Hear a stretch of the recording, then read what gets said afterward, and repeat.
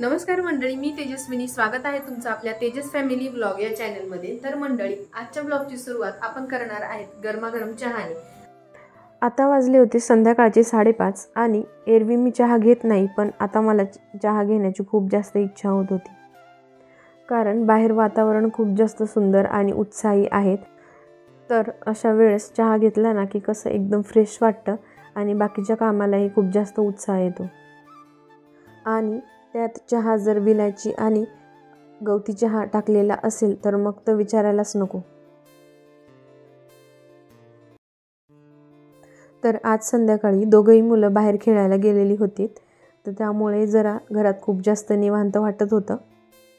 आणि आयुष पण खेळायला गेलेला आहे, त्यामुळे आज मला टीव्हीचं रिमोट मिळाले आहे फायनली. नाहीतर पूर्ण दिवसभर टीव्हीवर फक्त कार्टून चालू असतं. आता तो बाहेर गेला आहे तर म्हटलं थोडा वेळ बसून टीव्ही बघावा आणि जरा निवांतपणे चहा घ्यावा. तर आज संध्याकाळच्या जेवणामध्ये आम्ही बनवणार होतो कटवडा. त्यासाठी इथे कट बनवण्याची तयारी झाली आहे. जवळजवळ मसाला पूर्ण रेडी झालेला आहे. इथे मी ज्या कढईमध्ये मसाला भाजला होता त्याच कढईमध्ये बटाट्याची चटणी बनवून घेणार आहे, म्हणजे जास्त भांडे निघत नाही. आणि त्याआधी बेसन पीठ एका बाजूला भिजवून ठेवायचं आहे, म्हणजे बेसन पिठाला मुरायला थोडासा वेळ भेटतो. बेसन पीठ भिजवताना मी त्यामध्ये जास्त काही इन्ग्रेडियंट्स टाकत नाही, कारण मग बेसन पीठ जितकं सॉफ्ट टेस्ट देतं तितके वडा जास्त छान लागतो. म्हणजेच फक्त अद्रक, लसूण आणि मिरचीची जी पेस्ट बनवलेली असते आपण चटणीसाठी, त्यातलाच अगदी अर्धा चमचा किंवा त्यापेक्षाही कमी असं मी बेसन पीठमध्ये टाकत असते. आणि इथे मी कट बनवण्याचा मसाला थंड होण्यासाठी ठेवला आहे, कारण तो मिक्सरला दळून घ्यायचा आहे.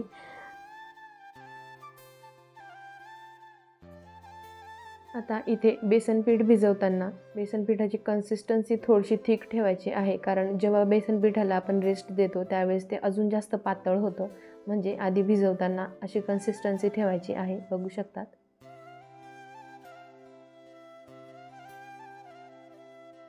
इथे मी एका बाजूला बटाट्याची चटणीची तयारी करून घेत आहेत आणि बटाटे इथे बॉईल करून ठेवलेले आहेत. ते गरम आहेत तर आता थोडा वेळ थंड होण्यासाठी काढून ठेवू, नंतर ते चटणीमध्ये टाकूया.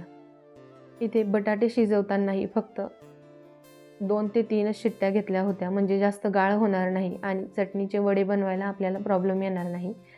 तसेच या चटणीमध्ये मी अख्खे धने, अद्रक लसूण पेस्ट आणि बडीशेप या सगळ्यांचे कूट करून घेते, म्हणजे असा जाडसर जरासा, आणि मग तो त्या चटणीमध्ये टाकते.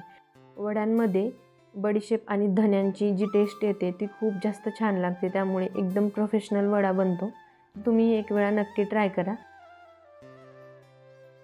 तसंच बटाटे जेव्हा आपण चटणीमध्ये टाकतो तर ते मी जास्त वेळ शिजवत नाही. गॅस बंद करून नंतर ते मिक्स करते, कारण बटाटे ऑलरेडी शिजलेले असतात आणि जेव्हा ते आपण जास्त वेळ गॅसवर ठेवतो तर मग बटाट्यांना पाणी सुटतं. मग अशा वेळेस आपल्याला वडे बनवायला प्रॉब्लेम येतो. आता इथे हा मसाला रेडी झालेला आहे. याला आता ग्राइंड करून घेऊयात. आणि ती चटणी बाजूला काढून घेतली आणि त्याच कढईमध्ये आपण कट बनवणार आहेत, म्हणजे जास्त भांडे पण निघत नाही.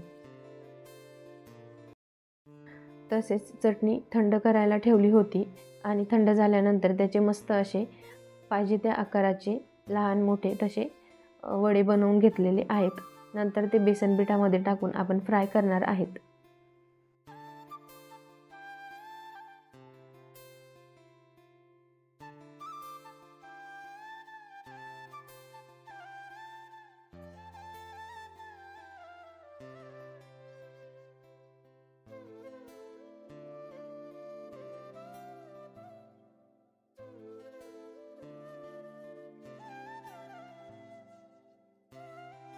इथे आपले वडे बनवून तयार झालेले आहेत.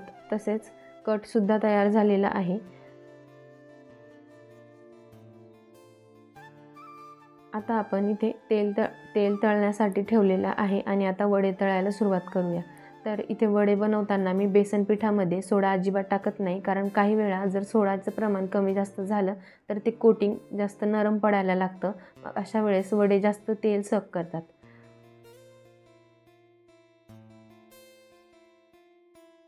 तसेच वडे तळत असताना थोडंसं कढईमध्ये तेल मोकळं घ्यायचं आहे, म्हणजेच थोडंसं जास्त घ्यायचं आहे, म्हणजे वडे एकमेकांना चिपकत नाही आणि जास्त तेलकटसुद्धा होत नाहीत.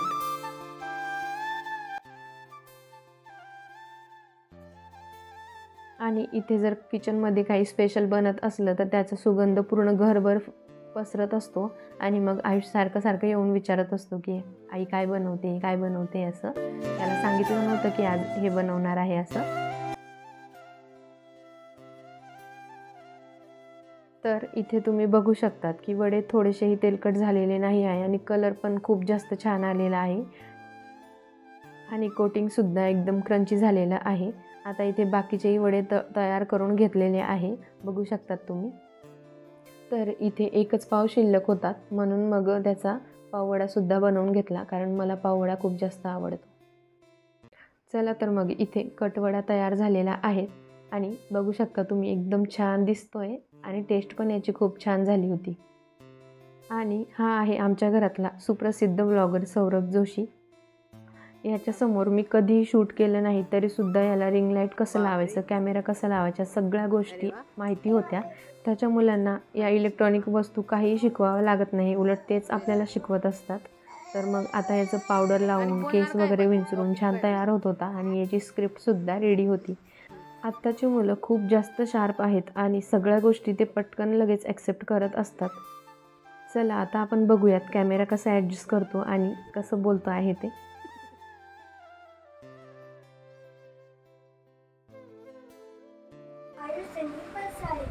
I am a boy. I am studying in Parvatika 3.